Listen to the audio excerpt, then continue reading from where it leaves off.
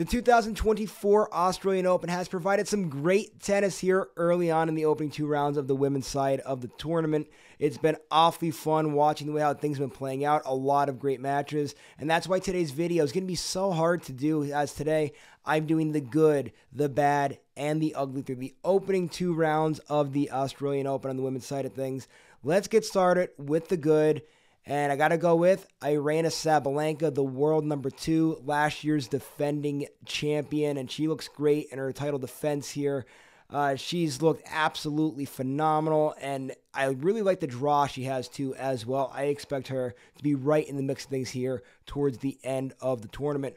Also, with the good, I do have to give a shout out. I know I only want to do one person, but I have to give this person a shout out. And that's the world number 1, Iga Swiatek, because look she had probably the toughest draw in the opening 2 rounds as the world number 1. Not, that's usually not a category that you see a world number 1 in, but for her to be able to go out and get wins over Kenin and Collins, the way that she did it, shout out to her. I know there's a little bit of a scare there in round 2 against Collins, but still, she was able to get the job done. Kind of like her draw coming up a little bit, and a couple tough matches coming up for her, but still, I expect her to still be in the mix of things here late in the tournament. We'll see how all that plays out, though. She still has a lot of work ahead of her there.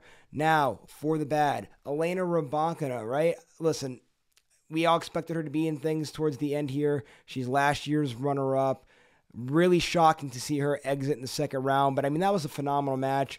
It was so fun to watch if you're a tennis fan. That last set, right? What was it? The tiebreaker, 22-20. I mean, that's absolutely incredible tennis. A lot of high-level tennis there. So not going to knock her too bad, even though it is a really sad and early exit for her. Speaking of sad and early exits, going to go with the ugly, Ons Jabeur.